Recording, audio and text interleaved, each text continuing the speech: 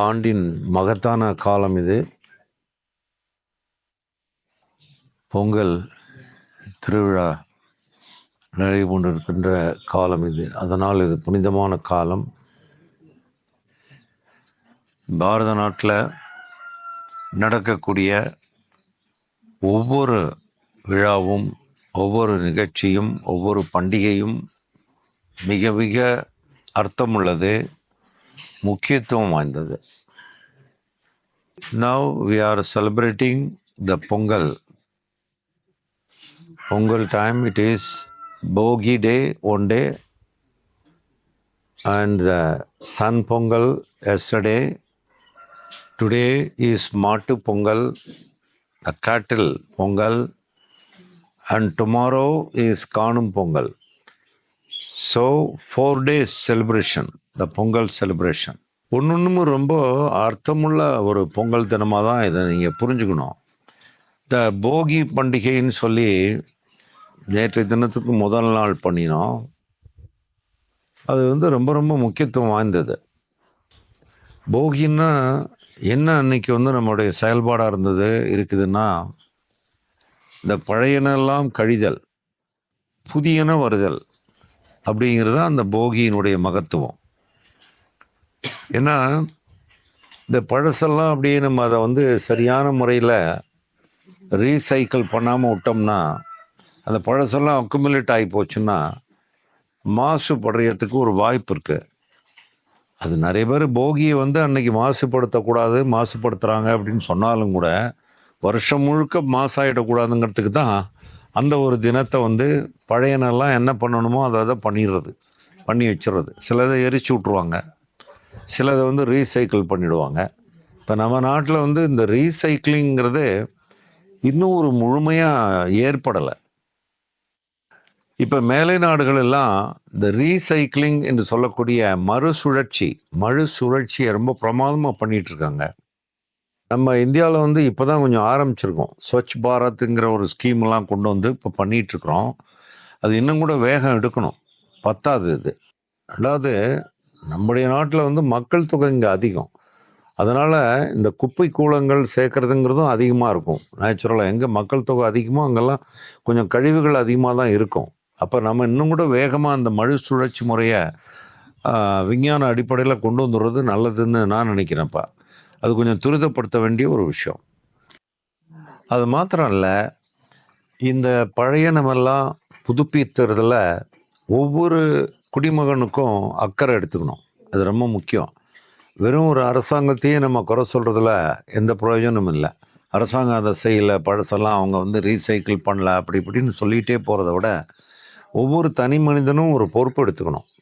இங்கே பொது இடங்களில் குப்பை போடக்கூடாது, நம்ம வீட்டை சுற்றி குப்பை போடக்கூடாது, கூழன்களை சேர்க்கக்கூடாது, அழுக்குகளை சேர்க்கக்கூடாது அப்படின்னு இந்த சுகாதார அந்த விழிப்புணர்வானது இன்னும் கொஞ்சம் நம்ம எல்லாருக்குமே வந்தாக்கா நல்லா இருக்கும் தான் நம்ம நினைக்கிறோம். ஒரு அரசாங்கம் மாத்திரம் சொல்லாமல்.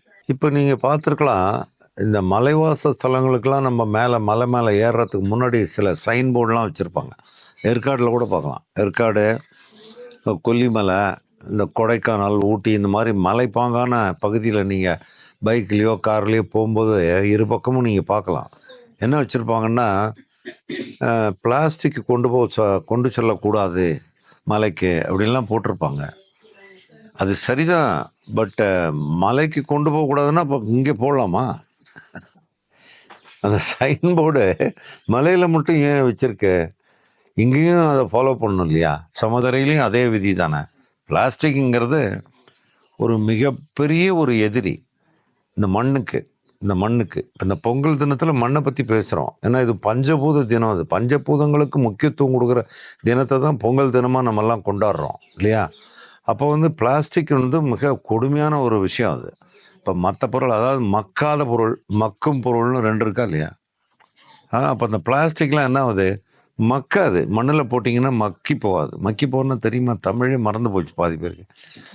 மக்கி போகிறதுனா மண்ணோட மண்ணாக கலந்து போய்டுறது, எருவாக மாறிடும். ஆனால் பிளாஸ்டிக் எருவாலாம் மாறவே மாறாது. நீங்கள் இப்போ இங்கே ஒரு இலை தடையெல்லாம் இருக்கு இல்லையா? இதெல்லாம் நீங்கள் கீழே விழுந்ததுன்னா அது நல்லது மண்ணுக்கு. அப்படியே அது எருவாக மாறிக்கும். ஆனால் பிளாஸ்டிக் போட்டிங்கன்னா எத்தனை ஆண்டுகள் காலம் ஆனாலும் அந்த பிளாஸ்டிக் இந்த மண்ணில் பிளாஸ்டிக்காகவே இருக்கும் கடைசி வரைக்கும். அது என்ன பண்ணும், மழை பெய்யும்போது அந்த தண்ணியை மண்ணுக்குள்ளே போக விடாமல் அது ஒரு கொடை மாதிரி தடுத்துரும். அப்போ மண்ணுடைய தன்மையை கெடுக்குதுன்னு அர்த்தம். இது நல்லா டீப்பாக நம்ம புரிஞ்சுக்கணும். ஏன்னா இதில் நான் சில இதெல்லாம் பார்த்துருக்கேன். சில இது சாலையில் போகும்போது காரில் போவாங்க, இந்த தண்ணி பாட்டில் வச்சு தண்ணி குடிப்பாங்க. அப்புறம் அந்த கண்ணாடியை இறக்கி விட்டு அந்த தண்ணி பாட்டில் அப்படியே விசிறிட்டு போவாங்க. பின்னாடி வர்ற வண்டி வருதேன்னு கூட பார்க்காம 2 பக்கம் பாட்டிலை விசிறிட்டே போவாங்க. அது மிக கொடிய செயல். அதெல்லாம் நடந்துட்டு இருக்கிறதுக்கு காரணம் எதுக்குன்னு கேட்டாக்கா, இங்கே தண்டனைகள் குறைவு.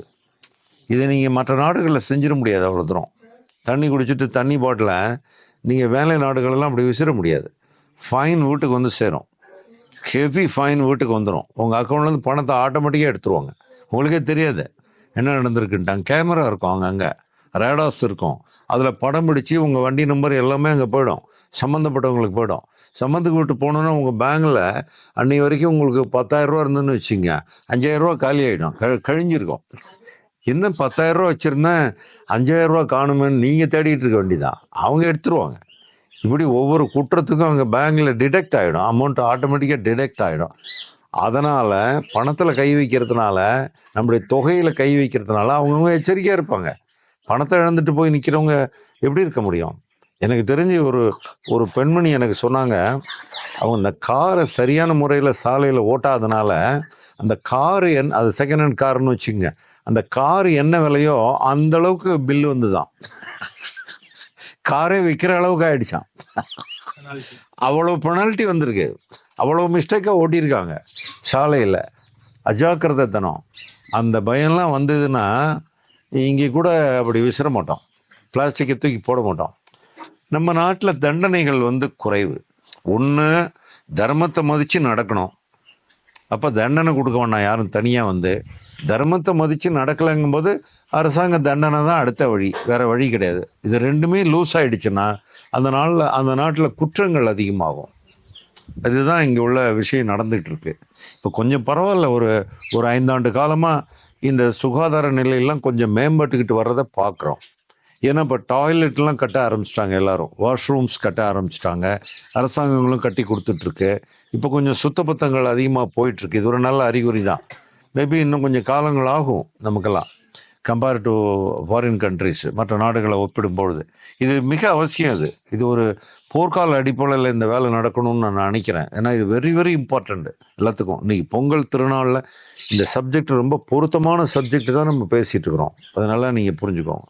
ஸோ இதுக்கு நம்ம உதாரணமாக சிங்கப்பூர் எடுத்துக்கலாம்.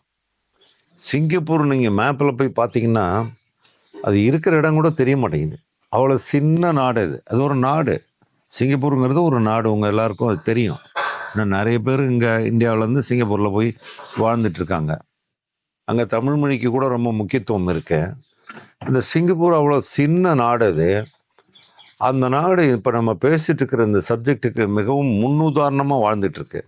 அங்கேருந்து நம்ம கற்றுக்கணும் பாடத்தை, அங்கேருந்து கற்றுக்கணும் இந்த விஷயத்துக்கு. ஒவ்வொரு இடத்துலேருந்தும் ஒவ்வொன்றும் நம்ம கற்றுக்கலாம். ஒரு நாடும் கற்றுக்கலாம், தனி மனிதனும் கற்றுக்கலாம். சிங்கப்பூரில் ஒரு சின்ன துரும்பு கூட நீங்கள் டஸ்ட்டை பார்க்க முடியாது, சின்ன துரும்பு டஸ்ட்டு கூட பார்க்க முடியாது. அவ்வளவு க்ளீனாக வச்சுருக்காங்க. அது எப்படின்னு பார்த்தால், அவங்க இந்த ரீசைக்கிளிங் முறைன்னு நான் இப்போ சொல்கிறேன் இல்லையா, மறுசுழற்சியில் சயின்டிஸ்ட்டை இன்வால்வ் பண்ணி அதுக்கான எக்ஸ்பர்ட்ஸ்லாம் கொண்டு வந்து என்ஜினியர்ஸ்லாம் அங்கே பண்ணி அந்த நாட்டினுடைய 4 எல்லைகளிலையும் தினசரி இந்த மறுசுழற்சி நடந்துக்கிட்டே இருக்குது தினமும். அதனால் அந்த நகரத்துக்குள்ளே குப்பைகள் சேர்றதே இல்லை. அன்னன்னைக்கு க்ளீன் பண்ணுறாங்க. அந்த குப்பைகளை 3 விதமாக 4 விதமாக பிரிக்கிறாங்க. அந்த 4 வித இதையும் திரும்ப ரீசர்க்கிள் பண்ணுறாங்க, அதில் மறுசுழற்சி பண்ணுறாங்க. மறுசுழற்சி பண்ண பொருளை வேஸ்ட் பண்ணுறதில்ல, அத்தனை பொருளும் பயன்படுது மறுபடியும். அதுதான் டாப்புங்க, அதுதான் டாப்பு.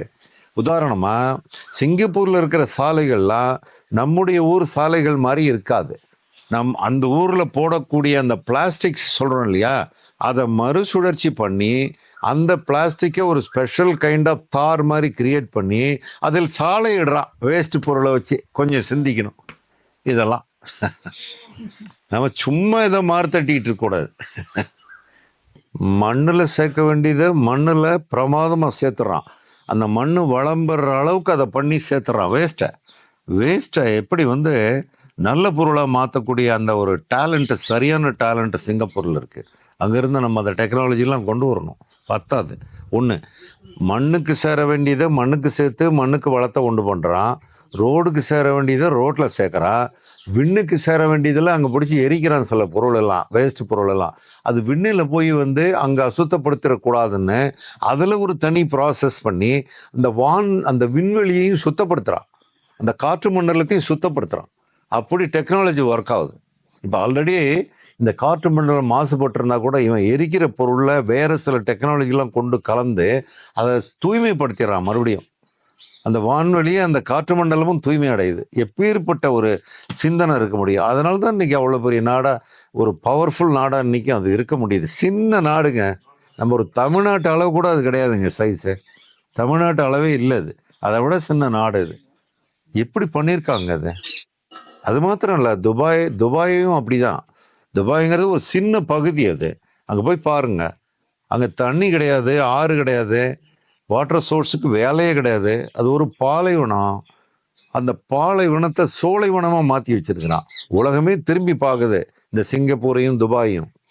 அந்த அளவுக்கு கடுமையான உழைப்பு, சிந்தனை, விழிப்புணர்வு, இதெல்லாம் சேர்ந்து அந்த நாடெல்லாம் வல்லரசு நாடுகளாக திகழ்கின்றன என்பது தான் உண்மை. அமெரிக்காவே இன்னைக்கு திரும்பி பார்க்குறாங்க இந்த மாதிரி நாட்டெல்லாம், எப்படி இப்படி வச்சிருக்கிறாங்க அப்படின்ட்டு. அதெல்லாம் இங்கே வரணும். ஸோ இந்த ஒரு தினத்தை தான் போகின்னே வச்சாங்க. நம்ம என்னமோ போகின்னாக்கா வீட்டில் இருக்கிற பழைய புட்டெல்லாம் கொண்டாந்து தீ வச்சு எரிச்சுட்டு போகி கொண்டாட்டம், கொஞ்சம் மூலிகைகளை வாசலில் சொருகிட்ட சொருங்க வேணாங்கல்ல, சொருகினமா இல்லையா? சொருகிருக்குல்ல, வீட்டு வாசலில் போகிறோங்க, எல்லா வீட்லேயும் சொருகிருக்கும். எல்லாம் சொருகிட்டு சாயங்காலம் விளக்கேற்றி கும்பிட்டுட்டு போகின்னு சொல்லிட்டு போகிறதில்ல போகி. இந்த விஷயத்தெல்லாம் உள்ளே வச்சுக்கிறதுக்கு வருஷத்துக்கு ஒரு முறையாவது அதை சிந்திக்கணும். அப்படிங்கிறது சிந்தனைக்குரிய நாள் தான் இந்த போகி. வருஷம் பூரா அதை கடைபிடிக்கணும். எப்படி நான் வந்து அசுத்தப்படுத்தாமல் இருக்கணும், என்னை சுற்றி, என் வீட்டை சுற்றி, என் வீட்டுக்குள்ளே, எனக்குள்ளே, அதே மாதிரி என்னை சுற்றி உள்ள என்னுடைய நாட்டுக்குள்ள அப்படிங்கிற உணர்த்துறதுக்கான ஒரு நாள் அது. அது சும்மா கொண்டாடிட்டு மறுநாள் நம்ம பார்க்குக்கு போகிறதில்ல. இந்த பொங்கல் பண்டிகையானது நம்ம ஏதோ தமிழ்நாட்டில் மட்டும் கொண்டாடுறதா நினைக்கக்கூடாது. இந்தியா முழுக்க கொண்டாடுறாங்க. பெயர்கள் வெவ்வேறு வச்சுக்கிட்டாங்க. ஒவ்வொரு ஸ்டேட்டுக்கும் ஒரு பெயர் இருக்குது. இங்கே வந்து இதை பொங்கல்னு சொல்கிறோம், சில இடங்களில் எப்படி சொல்கிறாங்க, சங்கராந்தின்னு சொல்கிறாங்க. இதுபோல் வெவ்வேறு பெயர்களை வச்சுருக்காங்க, அவ்வளோதான். பொங்கல் கொண்டாட்டங்கிறது தொடர்ந்து இந்தியா முழுக்க நடக்குது. இந்தியா மாத்திரம் இல்லை, இப்போ கனடாவில் பார்த்திங்கன்னா, நான் இப்போது தொலைக்காட்சியில் கூட பார்த்தேன். கனடாவில் இருக்கக்கூடிய அந்த அதிபரானவர், அந்த பிரைம் மினிஸ்டர் ஆனவர் பொங்கல் வாழ்த்து சொல்கிறார் அவங்க நாட்டு மக்களுக்கு, கன்னட மக்களுக்கு. கனடாவில் பொங்கல் சீரும் சிறப்புமாக நடக்குது. ஏன்னா அங்கே தமிழர்களும் அதிகம். அது மாத்திரம் இல்லை, தமிழ் வந்து அங்கே ஒரு முக்கியத்துவம் வாய்ந்த ஒரு மொழியாகவும் அங்கே இருக்குது கனடாவில். அது மாதிரி இந்தியாவில் மாத்திரம் இல்லை, நிறைய நாடுகளில் பொங்கல் விழாவானது கொண்டாடப்படுகிறது. அது நம்ம புரிஞ்சுக்கணும். ஸோ அந்த போகி பண்டிகை முடிஞ்ச பிறகு பழையன கழிந்து எல்லாம் புதுப்பிச்சு மறுபடியும் பொங்கல், அதாவது நேற்றைய தானே நடந்தது பொங்கல், அதாவது சூரிய பொங்கல்னு நேற்று சொன்னோம் நம்ம. அதுக்கு பேர் இந்த சன் பொங்கல் அப்படின்னு சொல்கிறான். அதெல்லாம் புதுமைப்படுத்தின பிறகு சூரியனை வரவேற்கிறது, அது மிகப்பெரிய விஷயம் அது. ஏன்னா இப்போ மார்கழி மாதம் ஒரு குளிர், பனி மூட்டமாக இருந்தது, மேகமூட்டமாக இருந்தது, அதெல்லாம் கலைஞ்சி சூரியன் வந்து தன் முகத்தை காட்டுகிறான். நேற்று பார்த்தோம் ஆக்சுவலாக லிட்ரேச்சர். அங்கே அந்த இடத்துல பொங்கல் வைக்கும்போது ஆசிரமத்தில் நேற்று பிரைட் சன்லைட்டு, காலையில் ஒரு 8-8:30 மணிக்கெலாம் நம்ம பூஜை பண்ண டைம் கரெக்டாக சன்லைட் அடிக்குது, பிரமாதம் அது. அப்போ முகத்தை காட்டுகிறான். அந்த சூரியன் எவ்வளோ முக்கியத்துவம்னு தெரியறதுக்காக அந்த நாளை கொண்டாட சொல்லியிருக்காங்க பெரியவங்க. அது ஒரு விழிப்புணர்வு, எல்லாம் விழிப்புணர்வு தான். அது எல்லாமே விழிப்புணர்வை கொண்டு வரதுக்கு தான் பண்டிகையே வச்சாங்க. ஏதோ அன்னைக்கு ஏதோ ஒன்று சக்கரை பொங்கல் தின்னுட்டு போயிட்டே இருக்கிறதுக்கு இல்லை, டெஃபினட்டாக கிடையாது, அது கிடையாது அது. அப்போ அந்த சூரிய பொங்கல் நேற்று நடந்தது, சன் பொங்கல் இல்லையா? சூரியனை நினச்சி பாருங்க கொஞ்ச நாள், இன்னைக்கு சிந்திப்போம் அதை பற்றி. சூரியன் எவ்வளோ ஒரு மகத்தானது, சிந்திப்போம். சூரியன்லேருந்து நம்ம என்ன என்ன பெறுகிறோம்? சூரியன்கிறது நம்ம எல்லாருடைய மொத்த உணவு. அது சூரியனுக்கு பேர் இன்னொரு பேர் வைக்கணும்னு என்ன சொன்னீங்கன்னா நான் ஒரு பேர் வைப்பேன். அது உணவு. இந்த மானிடத்தினுடைய அத்தனை பேருடைய உணவும் அது வச்சிருக்குது. அது ஒரு தாய். அது பொதுவாக தந்தைன்னு தான் சொல்லுவாங்க, ஏன்னா சந்திரனை தான் தாயின்னு சொல்லுவாங்க. இருந்தாலும் உணவு எல்லாம் அது சேகரித்து வச்சிருக்கிறதுனால, உணவு வழங்குறதுக்கே சோர்ஸாக அது இருக்கிறதுனால அது தாயின்னு சொல்கிறேன். அவ்வளோ உணவு இத்தனை காலங்கள் கடந்த காலமானாலும் இப்போ நிகழ்காலத்திலும் இனிவரும் காலத்துக்கும் சேர்த்து உணவு வச்சிருக்குது, ஸ்டோர் பண்ணி வச்சிருக்கு. அது தெரியுமா உங்களுக்கு? நீங்கள் சாப்பிட்ற உணவு எல்லாமே சூரியன்லேருந்து வந்தது. அது தெரியுமா உங்களுக்கு? எவ்வளோ பேருக்கு தெரியும்? தெரிஞ்சுக்கிட்டீங்கன்னா சந்தோஷம்.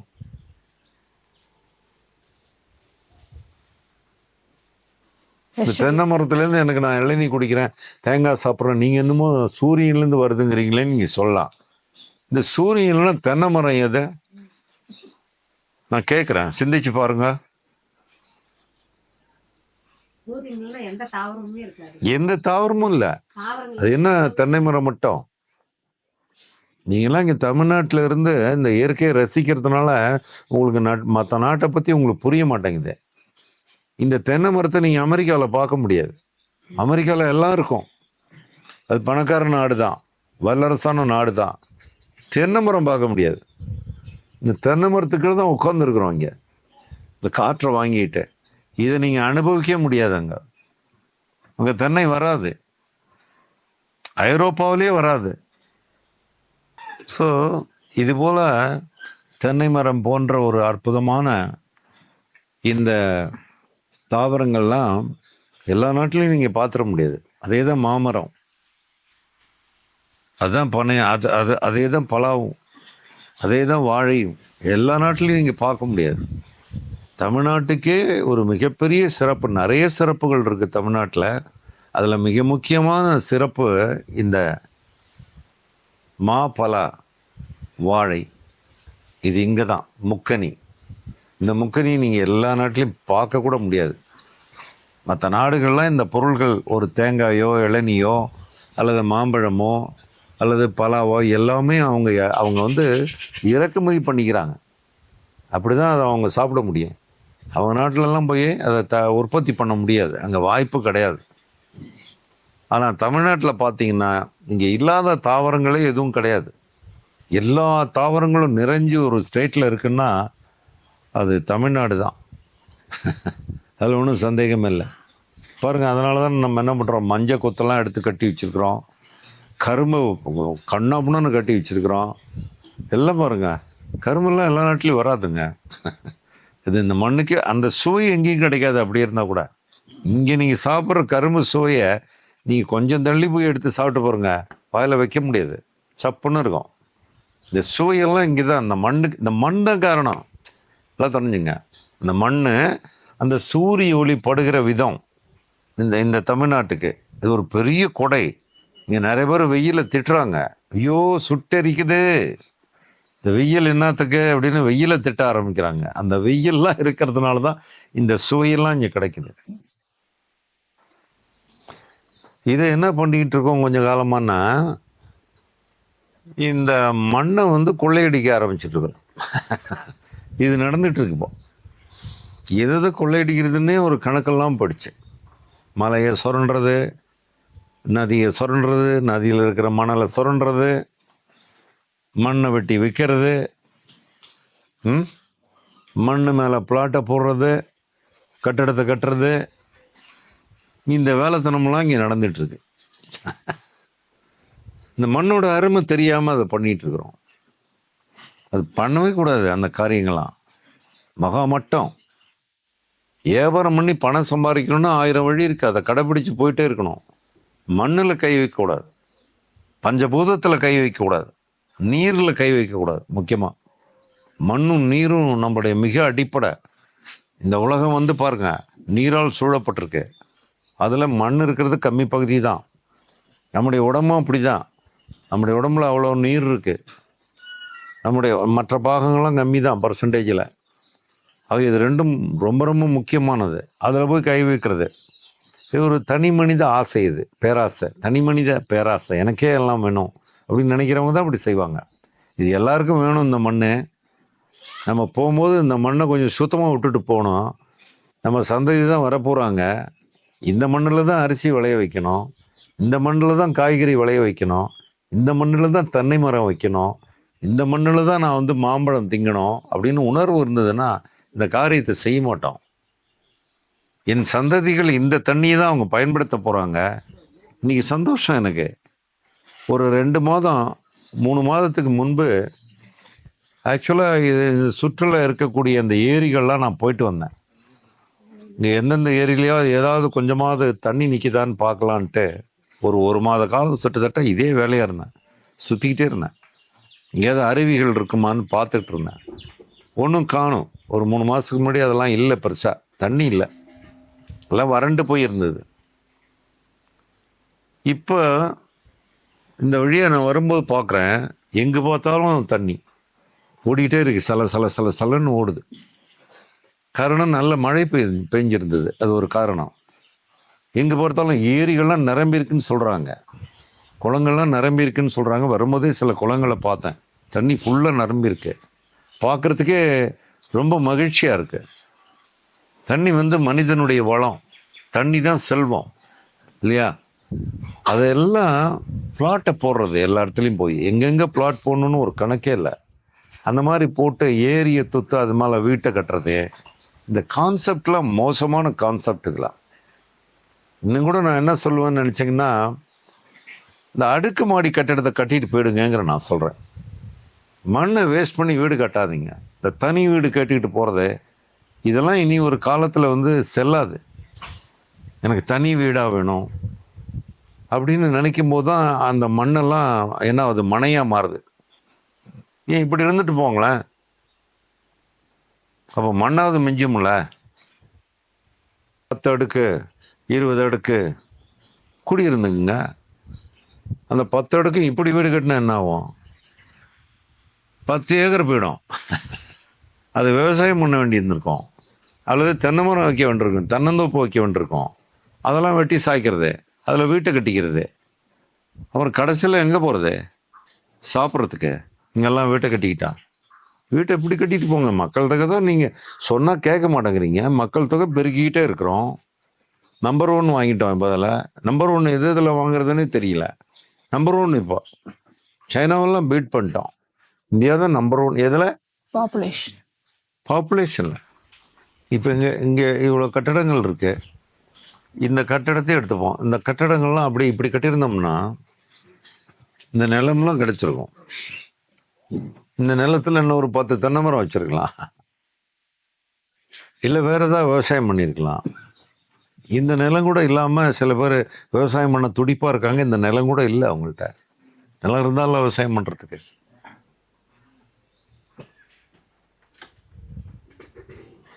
இடம் இருக்குங்கிறதுனால நம்ம பில்டிங்கை போட்டு நற்புறத்தில் பிரயோஜனம் இல்லை. லேண்டு அரிதான விஷயம். அது இருக்கிற ஃபிக்ஸடாக தான் இருக்குது. புதுசாக நம்ம லேண்டை உருவாக்க முடியாது. அப்பார்ட்மெண்ட்டை உருவாக்கலாம். அப்பார்ட்மெண்ட் கூட நான் சிபாரிசு பண்ணுறதில்ல, வேறு வழி இல்லைன்னா சொல்லிகிட்டு இருக்கேன். மக்கள் தொகையை கட்டுப்படுத்தணும். இப்படி தான் நான் பேசுவேன். மக்கள் தொகை கட்டுப்படுத்தலைங்கும் போது, ஒரு மக்கள் தொகை போகுதுங்கும் போது, அவங்க இருக்க வீடு வேணுங்கும் போது நான் அப்படி சொல்லிட்டு இருக்கேன். அப்போ நிலம் இருக்கட்டும், நிலத்தில் ஒன்று நஞ்சையாக இருக்கட்டும், இல்லை புஞ்சையாக இருக்கட்டும், பயிர் பண்ணுங்க. அது தண்ணி சோர்ஸை அழிக்காதீங்க. தண்ணி சோர்ஸ் இல்லாமல் விவசாயம் பண்ண முடியாது. பண்ணுங்க.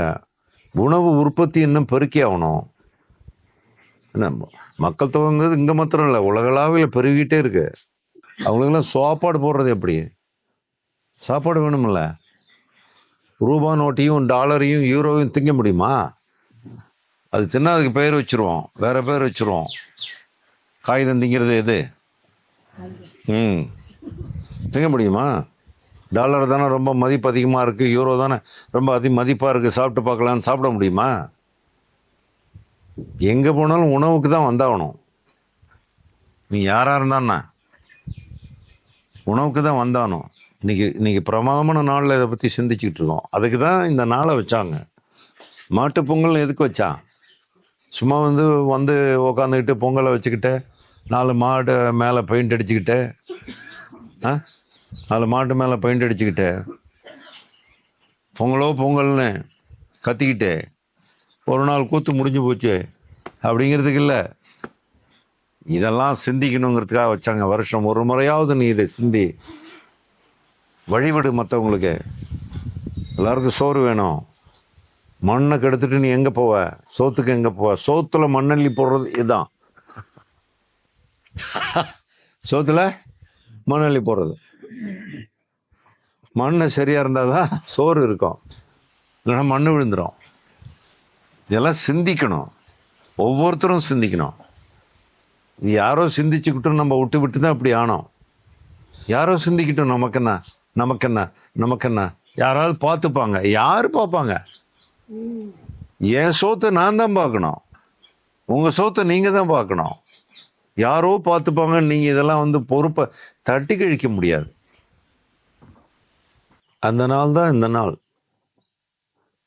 மாட்டு பொங்கல், விவசாயிகள் தினம். இதுதான் விவசாயிகள் தினம். கடவுள் என்னும் முதலாளி, கண்டெடுத்த தொழிலாளி, விவசாயி. கடவுள் அவன். இங்கே இருக்காங்களா விவசாயிகள்? அங்கெல்லாம் இருக்காங்க பாருங்க, இங்கே இருக்கிறவங்க, நம்ம போகிறவங்க, அவங்களாம் கடவுள், மனித கடவுள். விவசாய ரூபத்தில் இருக்காங்க பாருங்க. மாட்டை பிடிச்சிட்டு போகிறதும், வயலில் ஏறு விழுவுறதும் கடவுள் அவங்களாம். ஏன் கடவுள்னு சொல்கிறோம்? சோறு படி இழக்கிறாங்க. படி இழக்கிறவங்களுக்கு பேர் என்ன சொல்லுவீங்க? கடவுள் தான். இதெல்லாம் இந்த ஜெனரேஷன் மறந்துக்கிட்டு வருது. எங்கேருந்தோ சோறு வருது, கடைக்கு போனால் காசு கொடுத்தா கொடுக்குறான். கடைக்கு போகலாம், நீங்கள் காசு கொடுக்கலாம், அங்கே இருந்தால் தானே, விளைஞ்சா தானே. விளையலைன்னா எங்கே போவீங்க? கல்லை திங்க முடியுமா? மண்ணை திங்க முடியுமா? என்னத்தை திங்க முடியும்? இந்த ஒரு அறியாமை இருக்குது. என்கிட்ட காசு இருக்குது, நான் கடைக்கு போனால் சாப்பிட்டு போகிறேன், கடைக்கு போனால் அதெல்லாம் வாங்கிட்டு போகிறேன், என்ன பெருசு அப்படின்னு அலட்சிய போக்கு. அப்படி இல்லை. அங்கே நிலம் இருந்து, மண் இருந்து, அந்த மண் வளமாக இருந்து, அதை செய்யறதுக்கு அங்கே விவசாயம் இருந்து, அந்த விவசாயம் பண்ணி அதை உற்பத்தி பண்ணி அது கடத்தருக்கு வந்தால நீ வாங்க முடியும். இல்லைன்னா நீ பசியோடையே இருக்க வேண்டியதான். பசியோடய இருந்தால் என்ன ஆகும்னு நம்ம எல்லாருக்கும் தெரியும். ஒரு நாள் இருக்கலாம், 2 நாள் இருக்கலாம், ஒரு வாரம் கூட இருக்கலாம் பசியோட சாப்பிடாம. ஒரு வாரம் கழிச்சு என்ன ஆகும்? சங்கு தான். சில பேருக்கு ஒரு வாரம் கூட தாங்காது, சீக்கிரம் சங்கு தான். அவ்வளோ அபாயம் அது. இதை புரிஞ்சுக்கலன்னா காசை வச்சு எல்லாம் பண்ணிடலான்னு நினச்சிட்டு கூடாது. அது தப்பான எண்ணம். அங்கே சோறு வந்தால் தான், விளைஞ்சாதான். விளைவிக்கிறவன் அந்த கடவுள் என்னும் முதலாளி, அவன் கண்டெடுத்த தொழிலாளி. பாரு, மழை பெய்ய ஆரம்பிச்சிருக்கு, தூத்தம் போடுது, பார்ப்போம். ஸோ விவசாயிகள் கண்கள், அவங்கெல்லாம் கடவுள்கள். அவங்க இல்லைன்னா இங்கே பூவா இல்லை, அவ்வளோதான். அதுக்கு அவங்களுக்கு ஒத்துழைப்பாக அந்த மண் இருக்கணும், அதன் செழுமை இருக்கணும், தண்ணீர் இருக்கணும், எல்லா விதமான சாத்தியக்கூறு இருந்தால் தான் அந்த விவசாயி அதை சமைச்சு கொண்டாந்து கொடுக்க முடியும். நமக்கு சமைச்சுன்னு அதை உற்பத்தி பண்ணியாந்து கொடுக்க முடியும். அப்புறம் தான் நம்ம அடுப்பில் வச்சு நம்ம சமைக்கிறோம். பிளாஸ்டிக்கை திங்க முடியுமா? பிளாஸ்டிக் ப்ரொடியூஸ் பண்ணலாம் நிறையா லேபில். பாட்டில் பாராக பண்ணிவிட்டு சாப்பாட்டுக்கு பதிலாக நம்ம எல்லாம் பிளாஸ்டிக் பாரை ஆளுக்கு 2 பார் 2 கிலோ சாப்பிட்றலான்னு வச்சுக்கலாமா? முடியுமா? கடைசியில் நீங்கள் அரிசிக்கோ இல்லை கோதுமைக்கோ இல்லை அல்லது உளுந்துக்கோ இல்லை பருப்புக்கோ தானியங்களுக்கோ இங்கே தான் நீங்கள் வந்தாகணும். நீ அதை தோசைன்னு சொல்லிக்கலாம், இட்லின்னு சொல்லிக்கலாம், என்னத்தையும் சொல்லிக்கங்க. தானியங்கள் அவ்வளோதான். மொத்தத்தில் காய்கறிகள் இவ்வளோ பெரிய முக்கியத்துவம். இந்த விவசாயத்துறை கொஞ்சம் ஒரு ஆபத்தான நிலையில் இருக்கிறத நான் பார்க்குறேன். குறிப்பாக இந்தியாவில் இது ஒரு ஆபத்தான நிலை. தினம் தினம் அதை பற்றி நான் சிந்திக்கிறேன். ஒரு 50 ஆண்டுகளுக்கு முன்பு இருந்த அளவுக்கு இன்றைய விவசாயிகள் இல்லை. ஆயிரக்கணக்கான விவசாயிகள் தற்கொலை பண்ணியிருக்காங்க இந்த நாட்டில். இது ஒரு கொடுமையான செய்தி. அந்த நிலை மாறணும்னு இன்னைக்கு நம்ம எல்லாரும் சங்கல்பம் எடுக்கணும். அதுதான் மாட்டுப்பொங்கல், விவசாயிகள் பொங்கல்.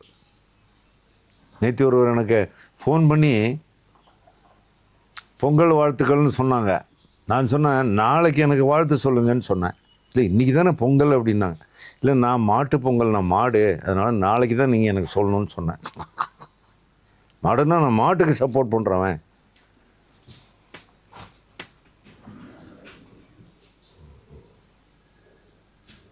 ஸோ தினத்தினும் சிந்திக்கிறேன்,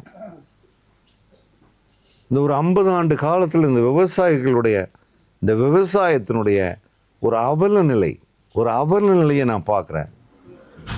போயிட்டு இன்னும் அவல நிலை நீடிக்குது. ஆயிரக்கணக்கான பேர்கள் தற்கொலை பண்ணியிருக்காங்க. இது நம்ம பெருமையாக சொல்லிப்போமா? மாறு தட்டிக்கலாமா?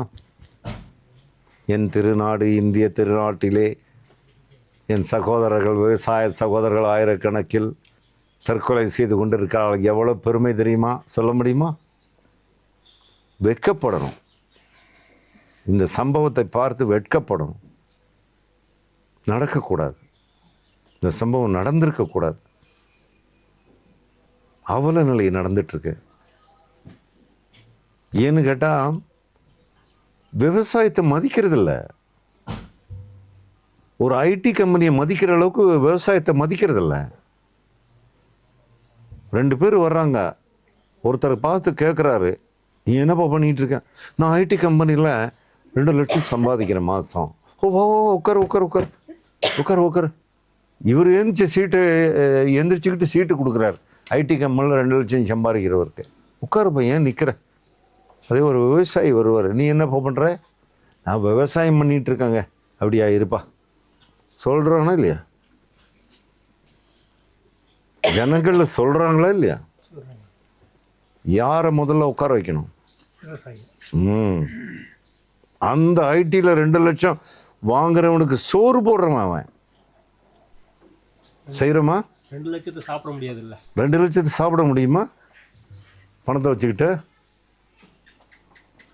அவன் கடவுள் வந்திருக்கான்னு நீ உட்கார வைக்கணும். ஐடி கம்பெனிகள் 2வது சேர் கொடுக்கணும். ஆனால் மனித குலம் என்ன செய்யுதுன்னு கேட்டால், 2 லட்ச ரூபா ஐடி கம்பெனியில் நான் ஐடியை மட்டமாக பேசலைங்க.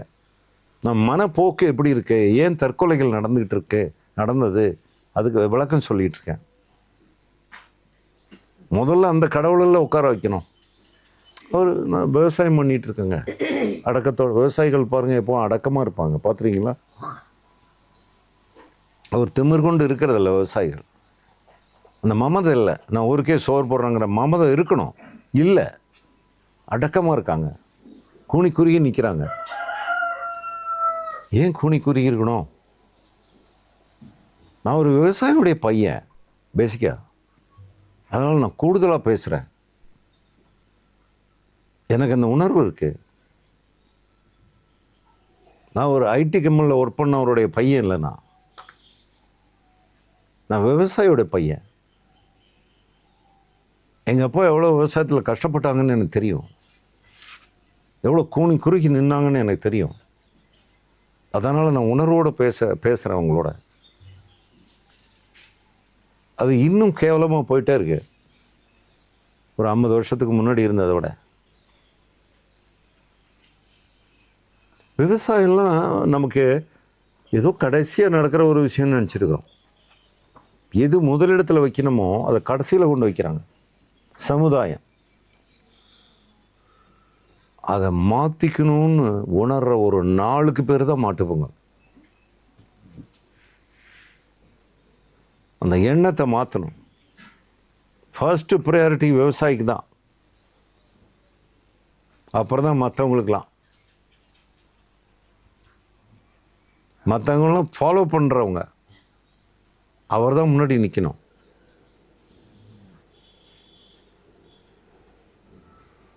நான் சொல்கிறது சிந்திச்சு பாருங்கள். நான் சொல்கிறது அப்படியே ஏற்றுக்கணுன்னு ஒன்றும் அவசியம் இல்லை.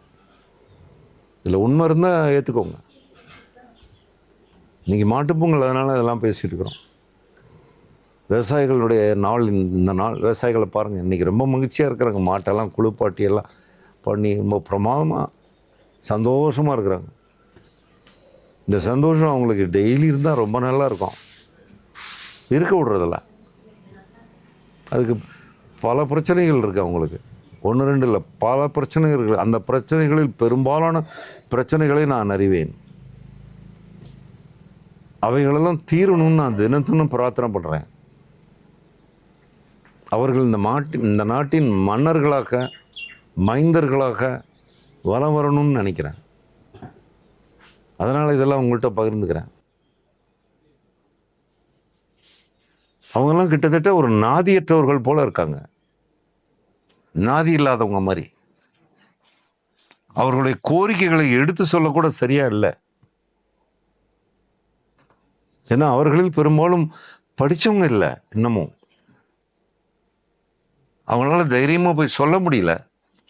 கூனி குறுகி போய் இருக்கிறத வச்சுக்கிட்டு வாழ்ந்துட்டு இருக்கிறாங்க. வறுமையில் ஊருக்கே சோறு போட்டுட்டு தான் வறுமையில் இருக்காங்க. இதெல்லாம் ஒரு பெருமிதமாக சொல்லிக்கலாமா? பாருங்க நாங்கள்லாம் எப்படி இருக்கோன்னு எங்கள் விவசாயிகள்லாம் சொல்ல முடியுமா? நான் பெரிய மிராஸ்தார்களை பேசலை. அவங்களும் விவசாயிகள் இருக்காங்க. அவங்கள பற்றி நான் பேசலை. அவங்க நல்லாவே பொழைச்சிட்டு இருக்கிறாங்க. நான் பேசுறது ஒரு சராசரி சாதாரண விவசாயிகளை பற்றி பேசிட்டு இருக்கேன். மிட்டா மிராசுகளை நான் பேசலை. அவங்களுக்கு தெரியும் என்ன பண்ணணும்னு. அவங்க பண்ணிட்டு தான் இருக்காங்க. ஸ்மார்ட் சிட்டிஸ் உருவாக்கிட்டு இருக்கிறோம். ஏன் ஸ்மார்ட் விவசாயிகளை உருவாக்க முடியல? ஸ்மார்ட் சிட்டி வருதுல்ல, அதுக்கு கோடிக்கணக்காக பணத்தை செலவழிக்கிறோம்ல. ஸ்மார்ட் அந்த விவசாயிகளை ஏன் ஸ்மார்ட் பண்ணக்கூடாது? இது பண்ணாதனால என்ன விளைவாயிருக்குன்னு பார்த்தோம்னா, இந்த விவசாய குடும்பத்தில் இருந்தவங்களாம் கொஞ்சம் படித்து அந்த விவசாயத்தெல்லாம் விட்டுட்டு சிட்டிக்கு போயிட்டாங்க, எல்லாம் வெளிநாட்டுக்கு போயிட்டாங்க. நிலம் இருக்குது, விவசாயம் பண்ண ஆள் இல்லை. நடக்குதா இல்லையா? அந்த எஞ்சி இருக்கிற அந்த விவசாயி போய் எங்கேயாவது ஆட்களை வச்சு அதை விவசாயம் பண்ணலாம், என் பையன்தான் படிச்சுட்டு போயிட்டாங்க பணம் சம்பாதிக்க அப்படின்னு பார்த்தா ஆள் கிடைக்கல. விவசாயம் பண்ண ஆள் கிடைக்கல. இதனுடைய விளைவாக போய் மிஷினரிஸ் கண்டுபிடிச்சி, விவசாய உபகரணங்கள்லாம் கண்டுபிடிச்சி, ஏன்னா விதைக்க ஒரு மிஷினு, அறுவடை செய்ய ஒரு மிஷினு, அதை தூத்துறதுக்கு இன்னொரு மிஷின்லாம் வந்திருக்குது. வந்தாலும் அதை மறுபடியும் மனுஷன் தானே ஆப்ரேட் பண்ணால் அதுக்கு ஆள் இல்லையே. அந்த பிரச்சனை இருக்குல்ல. தரிசு நிலங்கள் இருக்கு. நான் சொன்னேன் இல்லையா, ஒரு 3 monthsக்கு முன்னாடி இந்த பகுதியில் எல்லாம் போயிட்டு வந்தேன். எங்கே ஏரிகள் இருக்கு, எங்கே நமக்கு தண்ணீர் பாசனங்கள்லாம் போயிட்டு இருக்குன்னு பார்க்கலான்னு போனேன் இல்லையா. அப்போ சிட்லிங்னு ஒரு இடம் இங்கே பக்கத்தில் இருக்கு, கருமதுரை பக்கத்தில் இருக்கு, தும்பல் பக்கத்தில். அங்கே போயிருந்தேன். அங்கே ஒரு பண்ணை இருக்கு. அங்கே ஒரு ஆர்கானிக்காக, அதாவது உரம் கலக்காத இயற்கையான உற்பத்தி செய்கிறாங்கன்னு கேள்விப்பட்டு அங்கே போயிருந்தேன். அந்த நிலத்துக்கு சொந்தக்காரரோட உட்காந்து பேசிகிட்டு இருந்தேன். என்னங்க, நீங்கள் 100 ஏக்கருக்கு மேலே உங்கள்கிட்ட நிலம் இருக்குதுன்னு கேள்விப்பட்டேன். இங்கே இயற்கை விவசாயம் நீங்கள் பண்ணுறதெல்லாம் பார்த்தேன். அதான் இங்கே வந்தேன், பார்த்துட்டு போகலான்னு வந்தேன் அப்படின்னா அவர் என்னை உட்கார வச்சு தேநீர் கொடுத்து பேசிக்கிட்டு இருந்தார். அப்போ சொன்னார், நீங்கள் கேள்விப்பட்டதெல்லாம் உண்மைங்க, அது கடந்த காலம் அப்படின்ட்டார். இப்போ இல்லைன்னு பார்த்தாலே தெரிஞ்சுதான். அப்போ நடக்கலைங்க நான் போனப்போ. என்னங்க 100கணக்கான ஏக்கர் நிலம் வச்சுருக்கிறீங்க, இங்கே வந்தால் பசுமையாக இருக்கும்னு நினச்சி வந்தேன், எல்லாமே இயற்கை விவசாயம் நடக்கும்னு பார்த்தா இங்கே ஒன்றுமே நடக்கலையேன்னு கேட்டால், நடக்கலைங்க, நடத்தணும் ஒரு காலத்தில். ஏன் அப்படின்னு கேட்டால் ஆள் இல்லைன்ட்டார். கிணறுலாம் இருக்குது, தண்ணிலாம் இருக்குது, ஆள் இல்லை. நான் என்ன பண்ணிட்டோம், நான் ஒருத்தர் இருந்துக்கிட்டு என்ன பண்ண முடியும்? அதனால் அப்படியே போட்டுட்டோம் அப்படின்னு சொல்லிட்டார். வேதனைக்குரிய விஷயம் அது. 100கணக்கான ஏக்கர் அங்கே தரிசாக கிடக்கு. அவர் மட்டும் அதில் ஒரு வீடு கட்டிக்கிட்டு அங்கே இருக்கார். அவருக்கு வேண்டியதை மட்டும் தயார் பண்ணிக்கிட்டு அங்கே உட்காந்துருக்காரு. இது ப்ராக்டிக்கலாக சொல்லிகிட்டு இருக்கேன் உங்களோட. இது எங்கேயோ நான் புத்தகத்தில் படித்த கதை இல்லை. இதான் நிலைமை.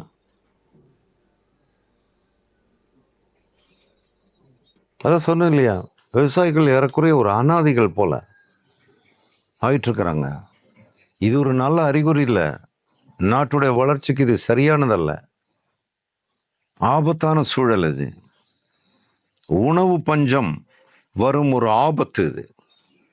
கையில் பணம் இருக்கும், பேங்கில் பணம் இருக்கும், எல்லாமே இருக்கும். உணவு இல்லாமல் போனால் என்ன ஆகும்? தரிசு நிலங்களாக எல்லாம் போனால் என்ன ஆகும்? விளைநிலங்கள்லாம் ஆள் இல்லாமலும் தண்ணீர் பற்றாக்குறையினாலும், ஏன்னா அதெல்லாம் சேதப்படுத்தியிருக்கோம். சேதப்படுத்தியாச்சு. தண்ணீர் இல்லாத நாடாக இந்த நாடு. எத்தனை நதிகள் இந்த நாட்டில், எல்லாத்தையும் தான் சேதப்படுத்திட்டு இருக்கோம்ல. இது ஒரு மிகப்பெரிய ஆபத்து.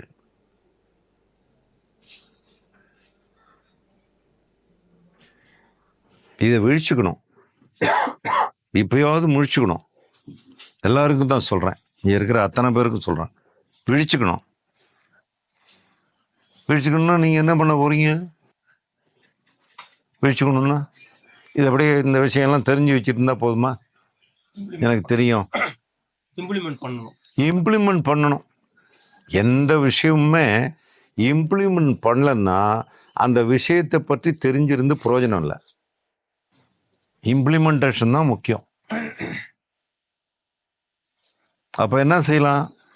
உங்கள் அளவுக்கு எவ்வளோ விவசாயிகளை நீங்கள் தொடர்பு கொள்ள முடியுமோ, நீங்களே ஒரு விவசாயியாக இருக்கலாம் ஆல்ரெடி, சந்தோஷம். அப்படி இல்லைன்னா எனக்கு என்ன இங்கேருந்தோ கடத்தரில் எனக்கு காய்கறி கடையிலேருந்து எனக்கு மண்டியிலேருந்து எல்லாம் வந்துடுது, நான் சமைச்சு சாப்பிட்றேன்னு ஒதுக்காமல் விவசாயிகளை தேடி தேடி பிடிங்க.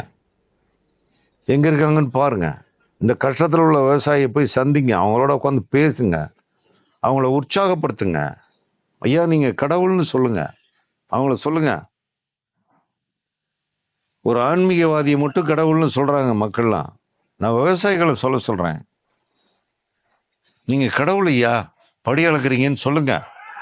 அவங்க யாரும் அவங்களுக்கே தெரியல, நீங்கள் சொன்னால் தான் தெரியும். நீங்கள் இப்படி இருக்கலாமா, ஓஞ்சி இருக்கலாமா, விவசாயம் பண்ண வேண்டாமான்னு சொல்லுங்கள். அவங்களுக்கு விவசாயம் பண்ணுவாங்க.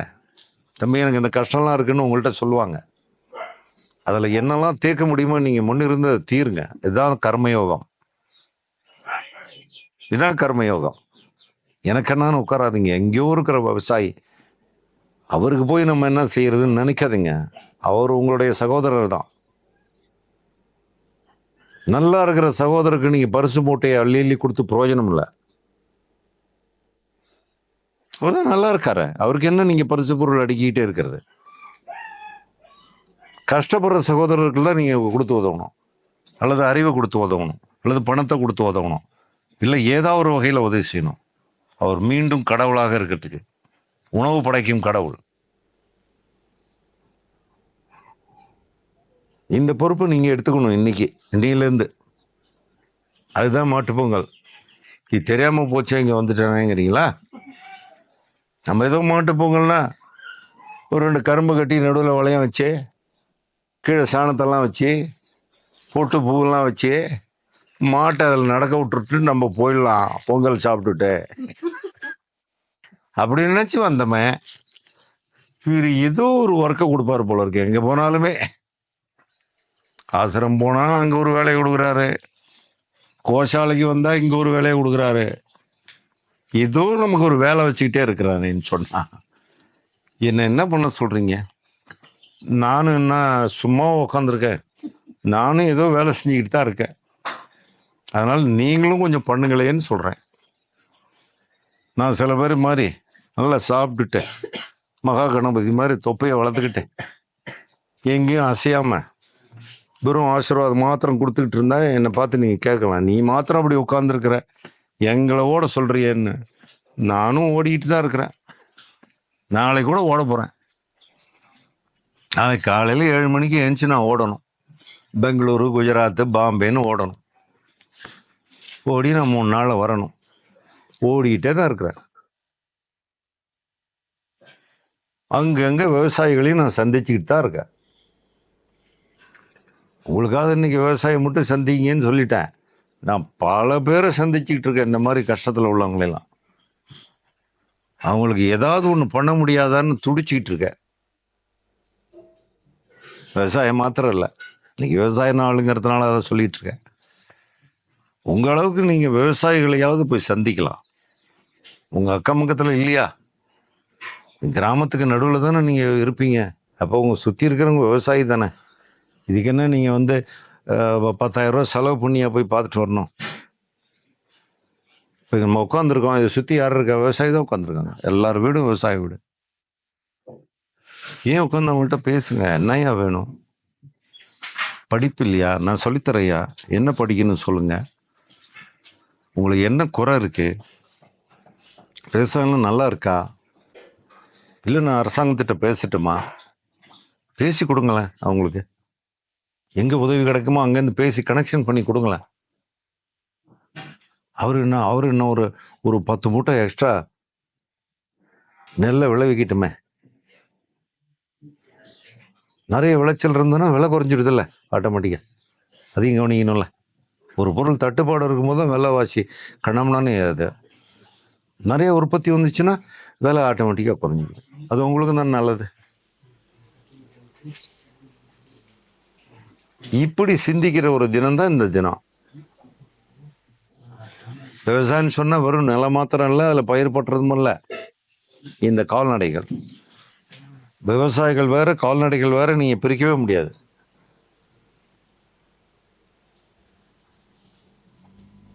மாட்டு சாணத்திலிருந்து எரிபொருளுங்கிறது ஒரு மகத்தான ஒரு விஷயங்க.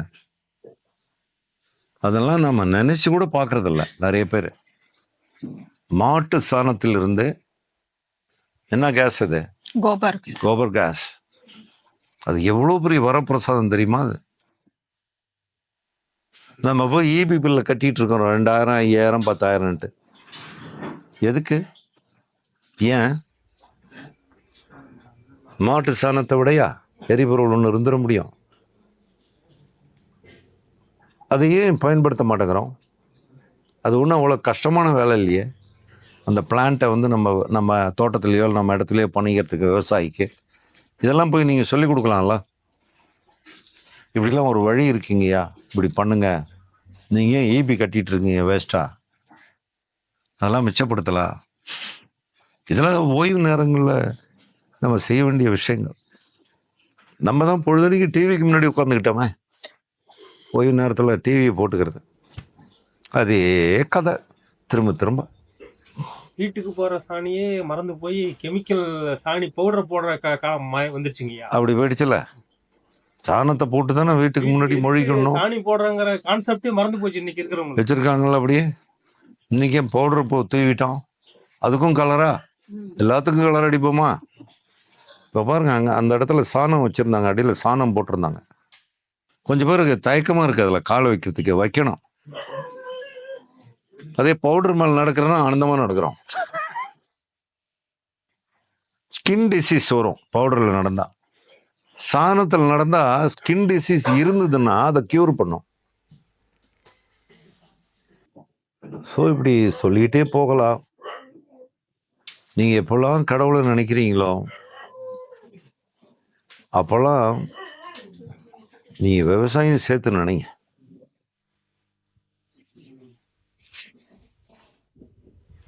அதுக்காகவும் என்னவோ தெரியல, இந்த கால்நடைகள் எல்லாம் கடவுளோட சம்மந்தப்படுத்தி வச்சுருக்காங்க. சிவன் பக்கத்தில் காளையும், கிருஷ்ணன் பக்கத்தில் பசுவும் வச்சுருக்கான். கிருஷ்ணன் நினைக்கும் போது பசுவை நினைக்கும் போது விவசாயம் நினைக்கணும். சிவனை நினைக்கும் போது காளையை நினைக்கணும், காளையை நினைக்கும் போது விவசாயம் வந்துடுவான். அதுதான் வச்சா விவசாயம் கட் பண்ணிட்டோம், எடிட் பண்ணிட்டோம். கிருஷ்ணனோட நின்றுக்கிட்டோம், சிவத்தோட நின்றுக்கிட்டோம். பசுவை கொஞ்சம் சேர்த்துக்கிட்டோம், காளையை செத்தனாடி சேர்த்துக்கிட்டோம், விவசாயியை விட்டுட்டான். அதை போஷிக்கிறவன் அவன் தானே. வேற மறந்துமையன். வேற எப்படி மறக்கிறோம்? வேறு இல்லைன்னா மரம் எது? வேறு போவோம். அது மௌனமாக உள்ளே இருக்கு. அதனாலே அதை மறந்துடணும்னு ஒன்றும் அவசியம் இல்லை. அது தன்னடக்கத்தோடு இருக்குது. பூமிக்கு கீழே வேறு த ரூட்ஸ். வேறு மறக்கக்கூடாது. வேர்கள் தான் இந்த மண்ணின் மைந்தர்கள். அந்த வேரை மறந்துட்டு இந்த மரத்தையும் கிளைகளையும் கொண்டாடுறதுல எந்த பிரயோஜனமும் இல்லை. போகி பண்டிகையை வச்சோம், அப்புறம் சூரிய பொங்கலை வச்சோம், அப்புறம் மாட்டு பொங்கலை வச்சோம், கடைசியாக காணும் பொங்கலை தான் வச்சுருக்கிறோம். கடைசியாக நாளை தினம் என்ன காணும் பொங்கல்? காண்றது போய் காணுங்கள். இதெல்லாம் சரியா நடந்தாதான் அது நடக்கும். என்ன சீக்வன்ஸை அழகா பண்ணியிருக்காங்க பாருங்க. அந்த நாள் எப்படி செட் ஆகிருப்போம் பாருங்க. காணணும், ஃப்ரெண்ட்ஸை பார்க்குறது, சொந்தக்காரங்களை போய் பார்க்குறது, தங்கள் மகிழ்ச்சியை பகிர்ந்துக்கிறது அப்படின்னு இருக்கு. இதெல்லாம் சரியாக இருந்ததுன்னு அங்கே வரும். இங்கேயே கோளாறு இருந்ததுன்னா அது எப்படி சரியாக போகும்? இதெல்லாம் இருக்கு. ஸோ நாம் இன்னைக்கு இந்த ஒரு அருமையான ஒரு இடத்துல இருந்து இந்த மாட்டுப் பொங்கலை மிக சிறப்பாக கொண்டாடிக்கிட்டு இருக்கோம். கால்நடைகள்லாம் மிக மகிழ்ச்சியாக இன்னைக்கு நல்லா குளிச்சு ஆனந்தமாக இருக்காங்க. மிக்க மகிழ்ச்சி. நாம் சிந்தித்த விஷயத்தெல்லாம் நம்ம மறக்க வேண்டாம். நம்ம வாழ்க்கையின் ஒரு அங்கமாக இதெல்லாம் மாற்றிக்கலாம். நம்மளால் எவ்வளோ முடியுமோ இந்த மண்ணுடைய நிலைமையை உயர்த்தலாம். இந்த தண்ணீரின் அருமையை உணரலாம். விவசாயிகளுடைய நம்முடைய கண்களாக நினைக்கலாம். அவங்கள கஷ்டப்படாமல் பார்த்துக்கலாம், நம்ம அப்பா அம்மாவை பார்த்துக்கிற மாதிரி.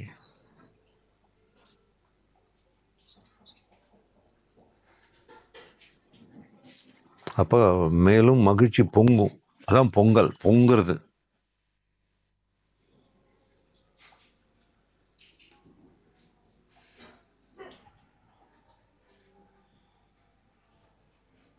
ஸோ இன்றைக்கு தினம் கொஞ்ச நாள் தியானிப்போம்.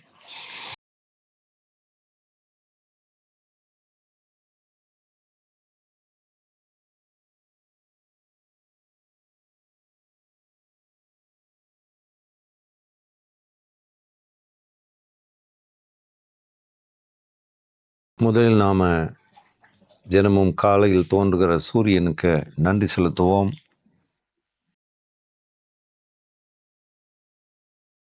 சூரிய பகவானே, நீங்கள் தினம் தினம் காலையில் எழுந்து எங்களுக்கெல்லாம் உணவளித்து உயிரளித்து காப்பாற்றி கொண்டிருக்கின்றீர்கள். அநேக கோடி நன்றிகள்.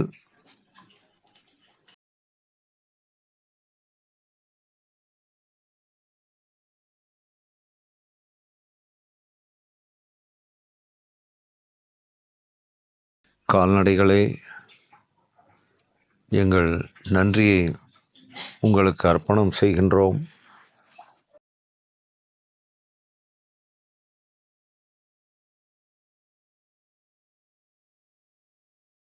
நீங்களெல்லாம் இல்லை என்றால் நாங்கள் இல்லை.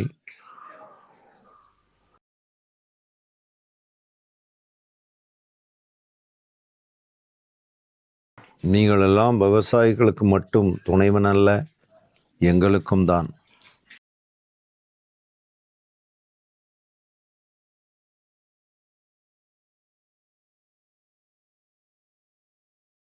விவசாய தெய்வங்களே, விவசாயிகளே, உங்களுக்கு அநேக கோடி நன்றிகள்.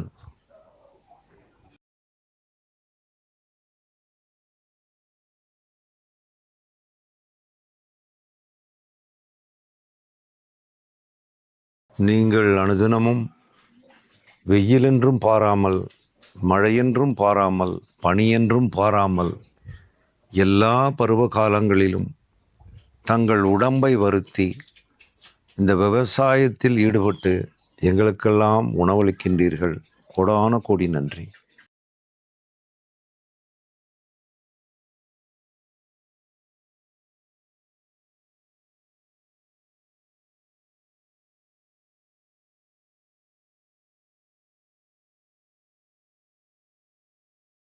நீங்களெல்லாம் நெடூழி வாழ்க, நலமுடன் வாழ்க, வளமுடன் வாழ்க.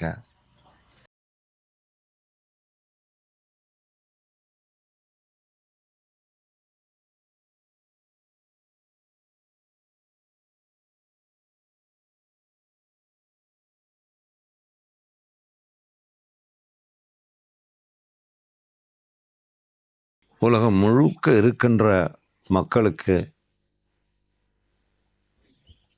ஏன் மற்ற ஜீவராசிகளுக்கும் உணவளிக்கும் ஒரு அட்சய பாத்திரமாக இருக்கின்ற பூமி தாயே, உன்னை இன்று நாங்கள் வணங்குகிறோம்.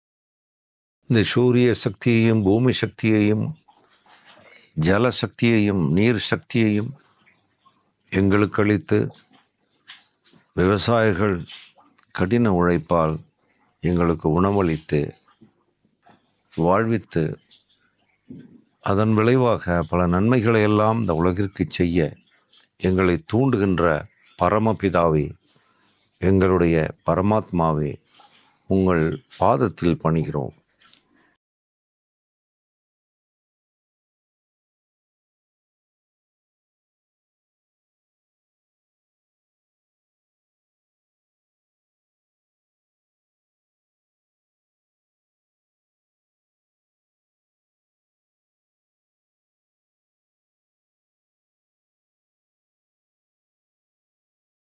ஓம் சாந்தி சாந்தி சாந்தி.